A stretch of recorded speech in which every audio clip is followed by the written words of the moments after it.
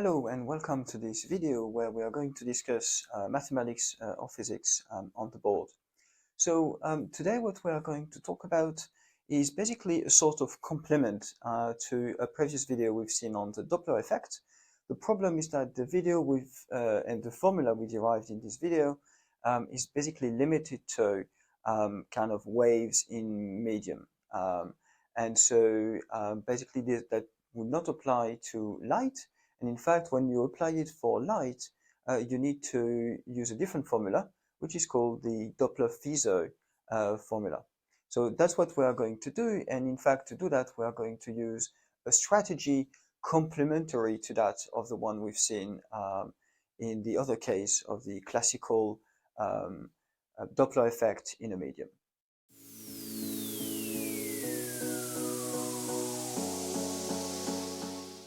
Right, okay, so to put things in perspective, we need here because we want to talk about the Doppler effect associated to light, we actually need to put ourselves in the framework of special relativity. And so there are only few assumptions here that are going to matter, or postulates, if you will, of special relativity. And at least insofar as this graphical representation we are going to use is concerned, and then we are going to need as well the Lorentz transformation afterwards. If you're interested to know about the Lorentz transformation, by all means, do let me know in the comment section. Right, so the two assumptions we are going to need here is the first one is that light goes at c in all inertial frames. And here this is assumed that this is light in vacuum goes at speed c in all inertial frames, okay? And that's a huge departure from what you would have in waves that propagate in a medium. And the reason why is because if you move relative to that medium, then obviously the wave is going to move correspondingly at a different velocity as well, okay? So that's not something that happens otherwise.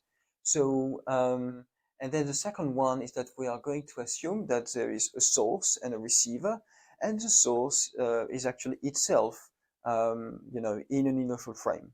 Okay, so it may be moving, whatever that means, because of course, if you talk about motion, you need to tell relative to what. But the bottom, the bottom idea here is that the basic idea is that the source is actually an inertial frame. Okay, and so what I'm going to represent here is a space-time diagram. Traditionally, the y-axis is representing time, and so here is represented by c times t, and then the x-axis is basically x. So that's a traditional two-dimensional space-time diagram. And the first thing we want to do, that's by the way in the inertial frame of the source. The source is located at the origin here. And then the first thing we want to do is to try to see what happens if at the origin of time and space, the source is emitting some light. And we want to know a ray of light, let's say in geometric kind of optics, and we want to know what is the equation of that ray in space-time. Now, the way it works is simply by looking at the fact that light rays, by definition, have a ds which is equal to 0, okay, in space-time. And ds here is basically a length element in space-time, which is 0. Now, the fact that this is 0, that does not mean, because it's a spatial form of geometry, that doesn't mean that actually it's a point, but that means that the actual curve we are going to draw is going to be very specific. So I can't draw anything I want. I need to draw a specific equation that is solved. Now, in Minkowskian geometry, which is that of special relativity, what we have is that the square element of a space-time, distance is c squared dt squared minus dx squared. So if I want to set this to 0, the equation I get for a curve would be a curve that is dx over c dt is equal to plus or minus 1. Okay, that's just due to the square that you've got this plus or minus 1. Now I'm just going here to go for plus 1 just for convenience for me. So essentially, you need to have a 45-degree line here between CT and X. Okay, so that's what I'm trying to do here. Now, let's call this particular event. So it's important in special relativity to talk in terms of events. And so here I'm going to talk about the event E1. Okay, so E1 is basically the event of the emission of a ray of light from the source, okay, at basically some initial time. Now, what I want to do as well is talk about a second event, because that's what the source does. A second event, which is, let's say, here, and that's going to be, again, shining light. So that's going to be going parallel to this one, and that's actually E2. So there is a second event, which is basically E2. It should be parallel. I didn't manage really to make it parallel, but that's kind of the idea. Okay? Now, what you can do is say, okay, now I'm going to consider the case where I've got an actual object, and in fact here that's going to be the receiver that actually has some speed, and so it goes, let's say, like this. Okay, so this is the trajectory of a particle, and here this particle can be the receiver of that wave. And of course, it needs to have a slope which is lower than well, a slope that is larger actually than this one, because you want to be what is called the light cone of the events. Okay, so here you've got basically the equation of the receiver. So that's sometimes what people call the world line of the receiver.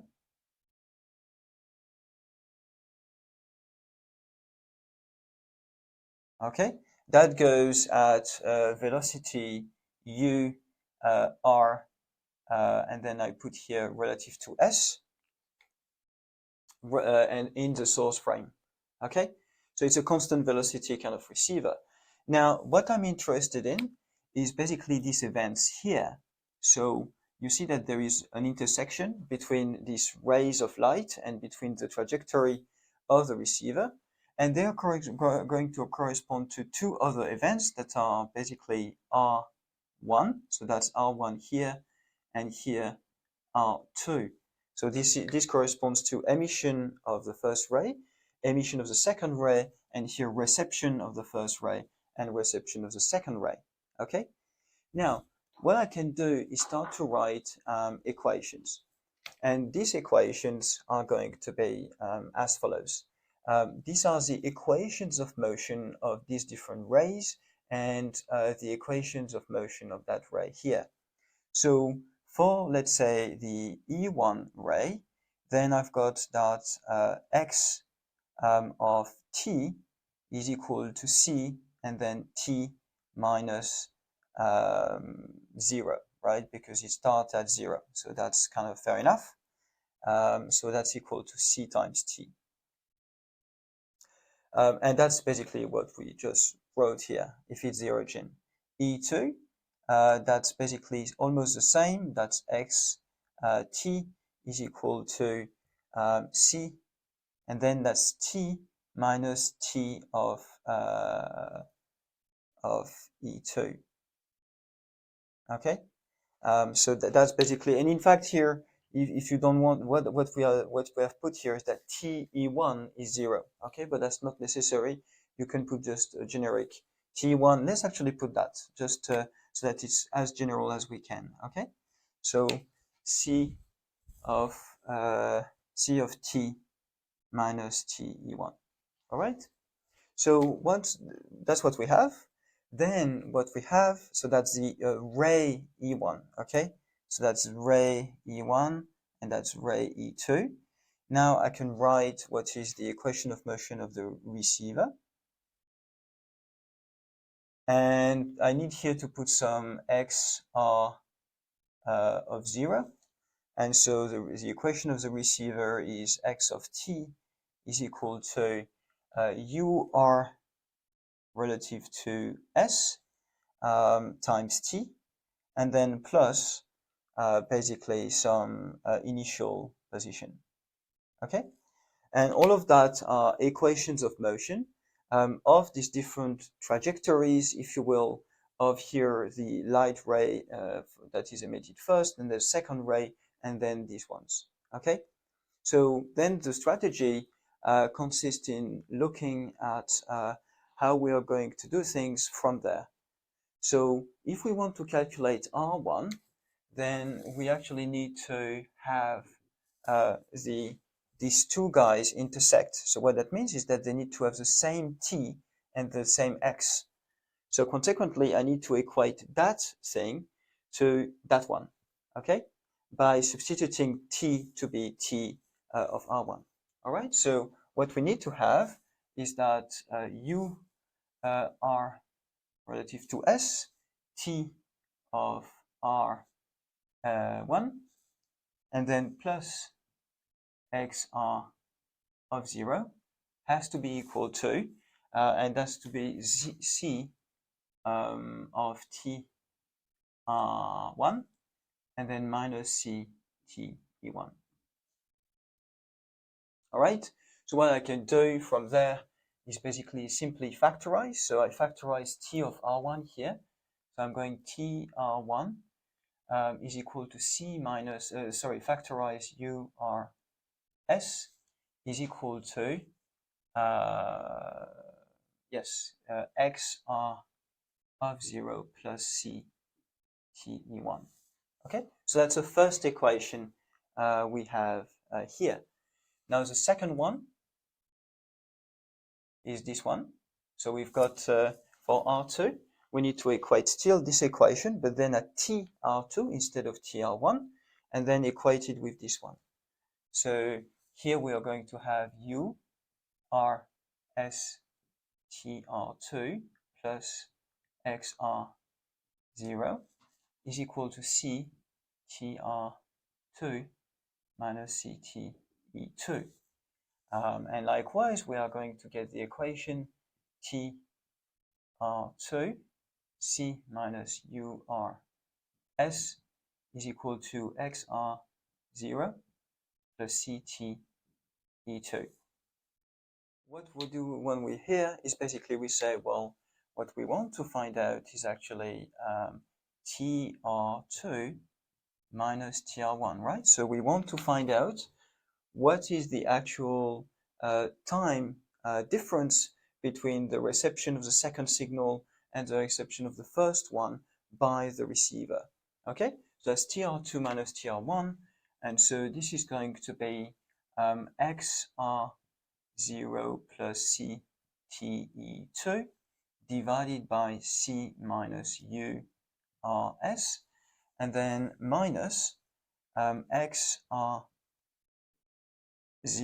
and then plus CTE1 divided by C minus URS.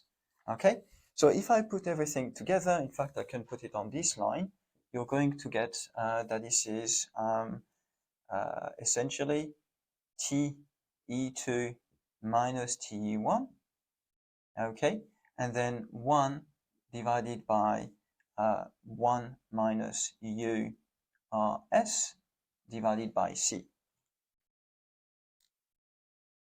Okay, so basically that's kind of what we get, and at that point there is nothing kind of special to be said. But one of the things we need to be careful about is to conclude that this particular expression already tells us what the observed period actually is between these two rays. Okay, so here E1 and E2 is going to, there is a time period between them, and here we've got a different period upon reception, which is going to be characterized by that term. Now, the issue with this is that in special relativity, the time depends on basically which frame you're moving in. So what that means here is that this is the time we talk about here is the time in the inertial frame of the source. But what we want is actually to find out the time in the inertial frame of the receiver. So what we need to do is to actually apply Lorentz transformation.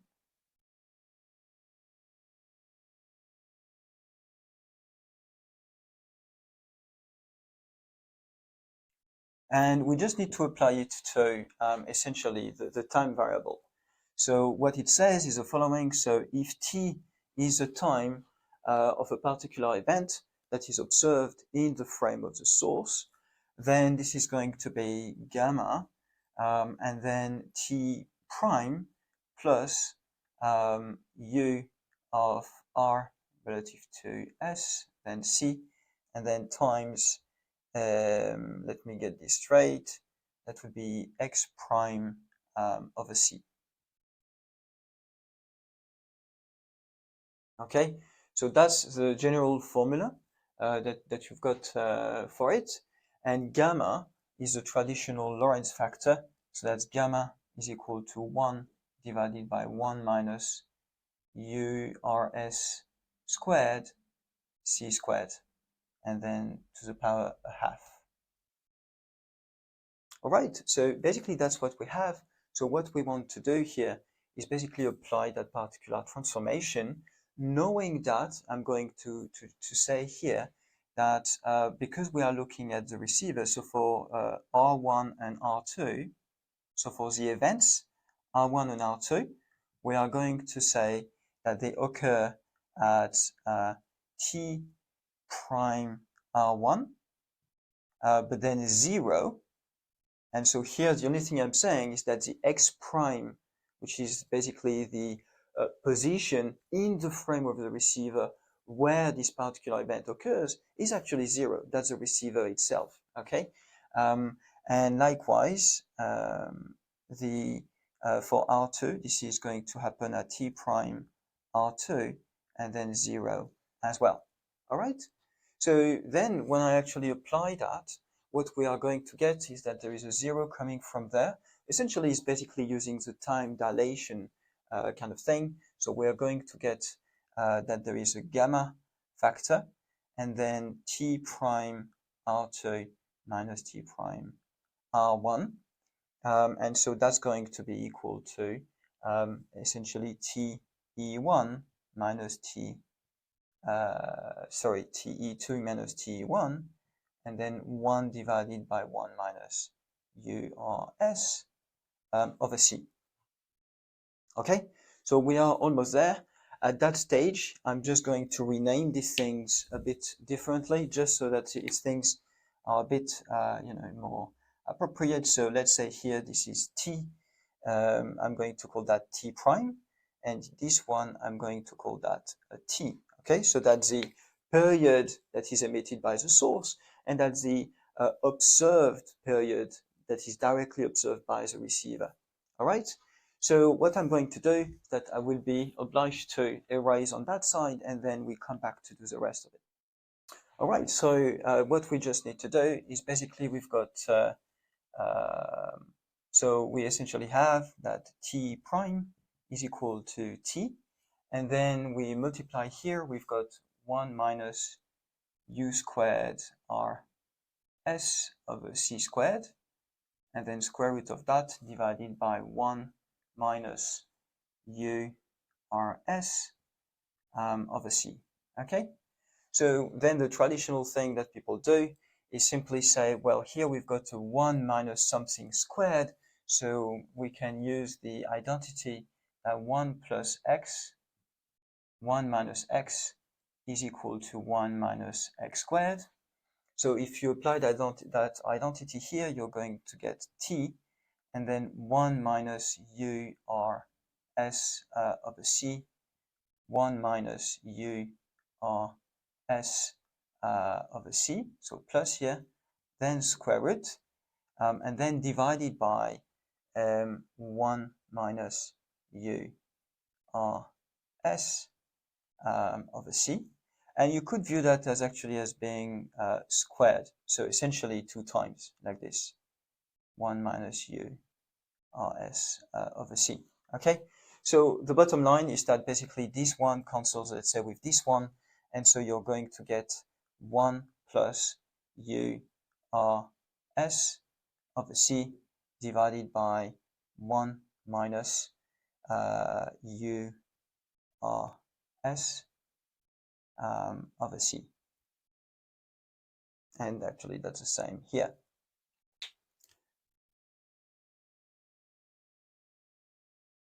Okay, so basically that's kind of how it works.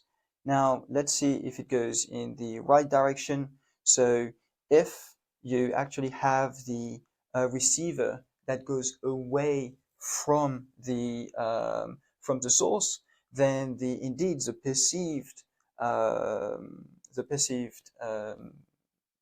motion is going to actually, so there's going to be an actual minus here, and the perceived motion is going to be larger than t. So here there's basically t going on there. So the period is going to be larger. Okay, and likewise you have that if the receiver, you can also view that this way, if the receiver is actually moving again away from it, then there is a plus sign on the numerator, which is again going to increase the period that is basically observed. All right, so that's for basically the period, and you can obtain very easily the equivalent formula for the frequency. And so I'm just going to erase on that side to write it down. So here we are back, and so what I can say is that basically I can define omega is equal to 2 pi over t, and so what I get out of this is basically the following. So omega prime, so that's the observed frequency inside the by the receiver, is going to be omega. And so we just need to do basically these things in the proper kind of direction. So if you do 2 pi, so you put 1 over t on each side. And so you're going to get 1 minus urs over c, and then 1 plus urs over c. And that's basically this. Okay, so this thing is the Doppler-Fizeau formula. Okay, so that's the Doppler-Fizeau